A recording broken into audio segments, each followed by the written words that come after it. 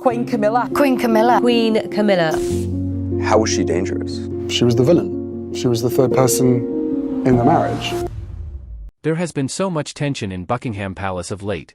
Two strong women, Carole Middleton, Kate's protective mother, and Queen Camilla, who never fully accepted the Middletons, have been in a cold war. Though they smile in public, insiders claim Camilla has been working hard to weaken Carole's influence. But Carole has had enough and finally speaks out. What did she expose? Could this change the royal family forever? Join us as we find out what Carole Middleton did that left Queen Camilla in tears. The explosive revelation began when Carole Middleton entered Buckingham Palace on that cold February morning. No one knew she was about to change the royal family forever. For years, the mother of future Queen Kate stayed silent about how she was treated inside the palace. But on this day, everything was different. She had had enough. Carole Middleton, usually calm and quiet, stood in front of a room full of shocked royal officials. She wore a simple navy suit and spoke in a firm but steady voice. Then, she shared details about Queen Camilla's secret money dealings, plans that went far beyond normal royal investments. Carole revealed that Queen Camilla had been moving large amounts of money through secret bank accounts. These were not small sums, they amounted to millions of pounds. She explained how Camilla used strategies to avoid paying taxes and how the money was hidden in different shell companies.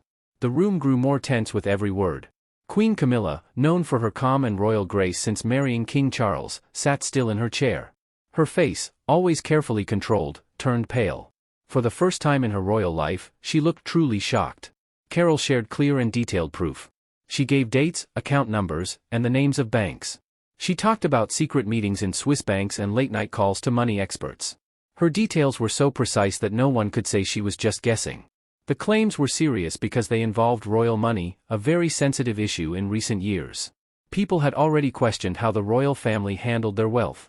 Carole's words could destroy years of careful money management and break the public's trust. Palace workers hurried to act. Secretaries ran in and out of rooms, phones kept ringing, and urgent meetings were held. Staying silent was not an option this time. The claims were too serious to ignore. The news spread fast outside the palace. Within hours, money experts started looking into the claims. Lawyers spoke on TV about what could happen next. The story was in every newspaper in Britain and beyond. Carole's words were powerful, not just because of the financial details, but because of the people involved. She claimed Camilla used this secret money to keep control over many royal matters, including important decisions about Kate and William's family. Carole explained how Camilla used her financial power to push the Middletons away from significant royal events. She spoke about charity groups where money was mismanaged. She also revealed that whenever people asked about these problems, they were ignored. People in Britain, who follow royal news closely, had mixed opinions. Some admired Carole for speaking up, while others felt she was harming the royal family. Social media exploded with discussions, theories, and arguments. The royal family usually solves problems in private, but this time was different. They could not stay silent and hope for the news to fade.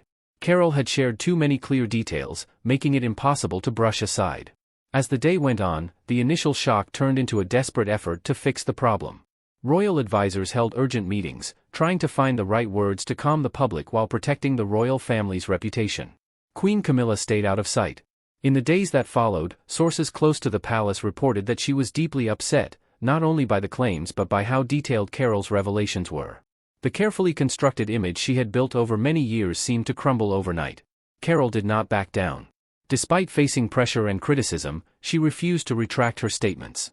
Each day, she became more determined, saying she had witnessed many troubling things within the royal family for years. The palace was now in serious trouble. This was no longer just bad press, these were explosive allegations that could shake public trust in the monarchy. As the story grew, one thing became certain: the British royal family would never be the same again. But how did these two strong women reach this point? What had happened over the past decade of fake smiles and polite nods that finally pushed Carole Middleton to speak out against Queen Camilla? The tension had been building for years, long before Kate and William's wedding in 2011. At royal events, Carole Middleton and Camilla, then still just Camilla, would smile and exchange pleasantries. They stood together in family photographs. But behind those smiles, resentment simmered. Carole, a former flight attendant, had built a successful party supply business on her own. She worked tirelessly to give her children a privileged life, sending Kate to top schools and supporting her through university. However, inside the palace, where centuries-old traditions still held great weight, some disapproved of Carole's background and success. When Kate first started dating William, Carole began to notice subtle shifts in how people treated her. Some were warm, but others ignored her completely. She later referred to this treatment as the aristocratic freeze, a way of looking past someone as if they did not exist. Camilla, born into a noble family, had no trouble fitting into royal life. She understood the unspoken rules of the aristocracy. People close to the royal family claimed that Camilla often emphasized the importance of good family background and knowing one's place in private conversations. This attitude only deepened the divide between her and Carole, laying the groundwork for the tensions that would later explode into the biggest royal scandal of the decade. The tension became clearer while planning the wedding. Carole had her own ideas and wanted to add some simple family traditions along with royal rules, but many of her suggestions were rejected or ignored. People inside the palace said there were strong disagreements about things like the guest list and flower decorations. After the wedding, Carole noticed that Camilla started having more control over Kate's royal life. Slowly, event plans changed, making it harder for the Middletons to see their daughter. Christmas, which was always family time, became a problem because the palace wanted to follow strict royal traditions. In private, Carole saw how all this pressure affected Kate. In public, Kate always looked calm and graceful, but behind closed doors, she felt the stress. She was stuck between following royal rules and staying close to her family. When Prince George was born in 2013, new problems started. "He's got a good pair of lungs on him, that's for sure. He's a big boy, he's quite heavy, but we're still working on a name, so we'll have that as soon as we can."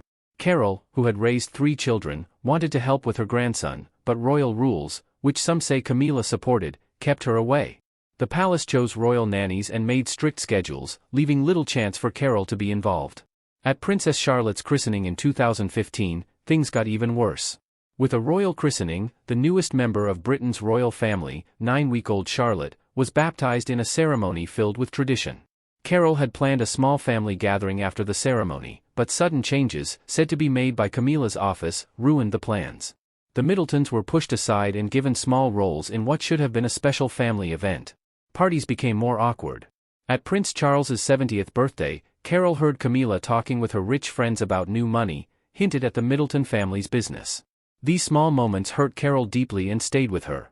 The COVID pandemic made things worse. While most families stayed apart, Carole saw that some royals still met in private. Camilla's power in the family grew, but Carole felt pushed aside as a grandmother. By early 2024, their relationship was worse than ever. At Louis's school concert, they hardly looked at each other. After years of pretending to be friendly, the truth showed. Palace staff noticed the coldness as they stood far apart during the reception. What began as small differences about class had turned into a big fight over power and control in the royal family. Carole, tired of being pushed aside for years, could no longer stay silent. That was what led to her revealing those secrets that shook the country and left the palace desperate for answers. With everything now out in the open, the royal family faces their biggest test yet. Will the monarchy, after so many years, survive Carole Middleton's revelations? And how will they handle this? The monarchy in crisis. The British royal family has faced many problems, from King Henry VIII's many wives to King Edward leaving the throne for love. But Carole Middleton's secrets about Queen Camilla caused a new kind of trouble, one never seen in recent history. Just hours after Carole spoke, panic spread through the old palace halls. Top royal advisors stopped their vacations and hurried back to London. The Queen's private secretary called a late-night meeting in the Green Drawing Room, where paintings of past kings and queens seemed to watch as they discussed what to do. The palace phones rang non-stop with calls from world leaders and other royal families. Kings and queens from Europe, Spain's King Felipe, Sweden's King Carl Gustaf, and Denmark's Queen Margrethe, sent messages to share their worries. The strong ties between royal families started to weaken. The public reacted more strongly than expected. Day and night, crowds gathered outside Buckingham Palace. Some people held signs for Carole, others supported Camilla, and reporters stayed nearby, waiting for news. Social media filled with millions of posts, and the palace had to turn off comments on their official pages. Inside the palace, the crisis caused deep divides. Younger workers who knew Kate well quietly supported Carole, while older staff loyal to tradition stood with Camilla. The tension spread everywhere, from the kitchen to the security team. Prince William faced a very hard choice. As the future king, he had to keep peace, but as Kate's husband, he knew Carole was right. People in the palace said he spent many hours alone, making calls and looking for a solution that would not break his family. The crisis also hurt royal work. Charities linked to Camilla saw fewer donations. Some important members left their positions without saying much. Events where Camilla and the Middletons would both attend had to be changed or even cancelled. The royal family's lawyers worked without rest. They looked through old royal rules, hoping to find something that could guide them, but no past case in the palace records was as serious as this one. The team needed extra help, so they created a special office in St. James's Palace. They filled the room with documents, phones, and computers connecting directly to the best law firms in London. Every hour, new reports came in, and the lawyers scrambled to come up with a plan that could protect the monarchy from further damage. The problem spread beyond the palace. Tourists started cancelling their trips, hurting businesses that rely on visitors. Companies that sell products to the royal family saw their stock prices fall. Even the Buckingham Palace gift shop had fewer customers as many people began to change their opinions about the monarchy. King Charles did not know what to do. As king, he had to protect the royal family. As Camilla's husband, he wanted to stand by her. As William's father, he saw that things needed to change. Private letters between Charles and his sister, Princess Anne, showed how worried he was about what would happen next. The crisis even reached Parliament. People started asking about royal money and responsibilities. Some leaders wanted to check how the palace spends its funds. Others suggested new rules to make the royal family more open. The government, which usually supports the monarchy, stayed silent. Newspapers that always supported the palace started to change. They now wrote headlines questioning the royal family. TV experts who once praised Camilla as queen began asking if she was the right choice. The crisis made the palace think about changes they had avoided for years. They talked about updating old rules, being more open about money, and giving younger royals more say. Some people suggested a family council where both royal and non-royal relatives could share their opinions equally. After 1 month, the royal family had a big decision to make: change to keep the public's trust or risk losing it forever. The monarchy, which had shaped British life for centuries, now stood at a turning point. The whole world waited to see what would happen next. While the palace tried to control the problem, Queen Camilla's life was falling apart. How did the woman who worked for years to reach the top of the royal family suddenly end up alone in her own home? Camilla's fall from grace began quietly. The first sign that she was losing power came during a quiet breakfast on a Tuesday morning. Her usual table in the palace dining room was empty. The staff, who once hurried to serve her, now stayed away. Even her closest friend, who had been by her side for 30 years, suddenly took a long break. Camilla's busy schedule became empty. Charities started asking for other royals instead of her. Invitations to garden parties disappeared. Even her favorite horse show, where she had been an honored guest for 15 years, gently suggested she take a break this year. Her wealthy friends also pulled away. Weekend gatherings in their country homes no longer included her. Ladies who once wanted to sit next to her at lunch suddenly had other plans. The phone that used to ring all the time with messages from friends was now silent. The palace staff also treated Camilla differently. They were still polite, but they no longer showed warmth. Her favorite chef left to work for another royal. Her personal secretary asked to move to Princess Anne's office. Even her driver of 12 years suddenly decided to retire. In public, the changes were small but painful. At a charity event, Camilla saw photographers looking away instead of taking her picture. Crowds that once cheered now stayed quiet. One morning, she noticed her official portrait was gone from the palace gift shop. In its place were photos of Kate and the children. She felt more alone every day. Palace staff said they heard her walking back and forth in her rooms late at night. She stopped eating dinner with the family and chose to eat by herself. Her daily horse rides, which once brought her joy, became lonely as her riding friends found excuses not to come. Even her marriage to King Charles suffered. He still supported her in public, but things were different behind closed doors. They started sleeping in separate rooms. Their morning tea meetings became short and cold. Charles began attending events alone more often. The news turned against Camilla. Newspapers that once praised her now wrote about her past mistakes. Old scandals came back with new details. Former staff shared stories about her bad temper, her high demands, and how she treated people. Every day, new bad news appeared. Her children, Tom and Laura, stood by her, but they also struggled. Tom lost his food column in the newspaper. Laura's art gallery lost important customers. The scandal did not just hurt Camilla, it hurt everyone close to her. Christmas made things even clearer.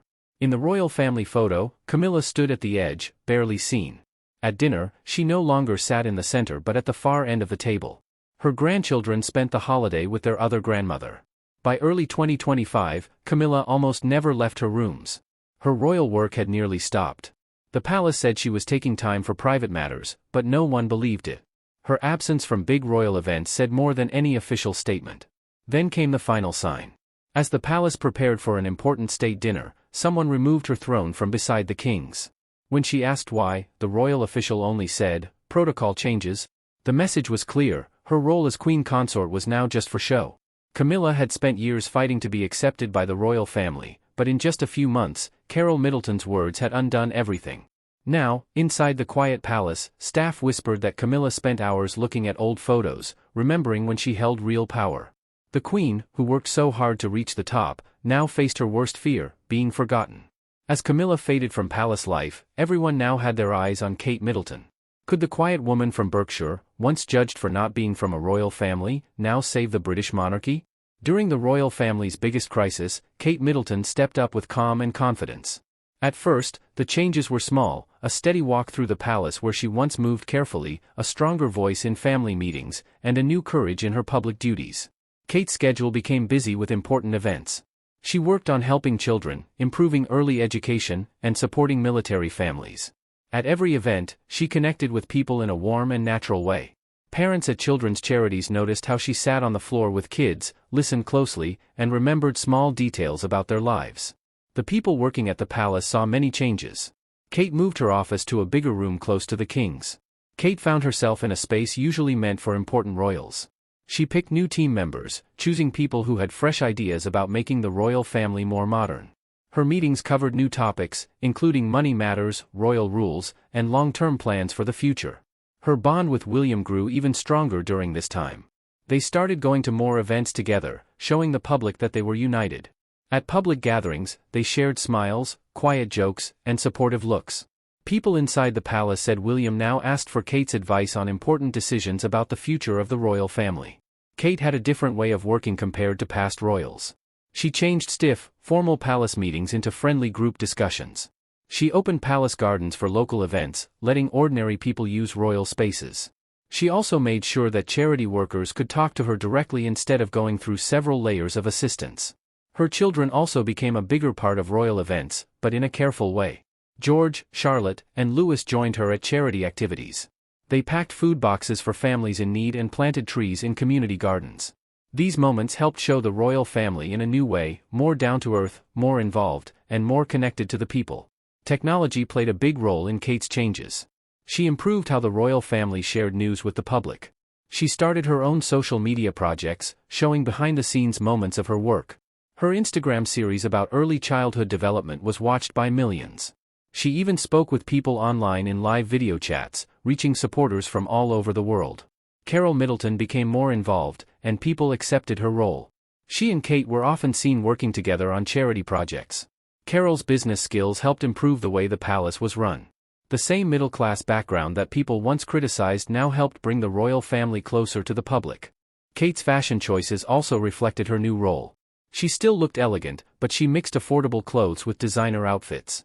She wore the same dresses more than once, sending a message about being responsible with money and fashion. Young women around the world admired her style, but now it was about more than just looking good, it was about making smart choices. Her work with military families was special. She spent time at military bases, listening to soldiers' families and learning about their struggles. She planned events at the palace just for them, making sure they felt respected and included. People's reactions to Kate showed in small but meaningful ways. More people came to her events. Letters arrived from fans sharing their personal stories. Many young women wrote that they felt inspired by her kindness and strength. Thanks to her, the royal family started to feel important to a new generation. By early 2025, Kate's influence spread beyond the royal family. Government leaders asked for her thoughts on family issues. International groups invited her to help with big projects. Even with all these new roles, she stayed connected to the public in a real and honest way. Under Kate's leadership, the royal household changed. It became more open, more welcoming, and more connected to everyday people. The things people once doubted about her, her normal life, her middle-class values, her modern way of thinking, turned out to be exactly what the royal family needed to stay strong in a changing world. With the royal family facing its biggest crisis yet, can they recover from these shocking revelations, or is this the beginning of a major downfall? As the battle between Carole Middleton and Queen Camilla intensifies, whose side will history favor? And what will this mean for Kate's future as queen? Share your thoughts with us in the comment section. Remember to like, share, and subscribe for more. Also, click the next video showing on your screen, you will enjoy it.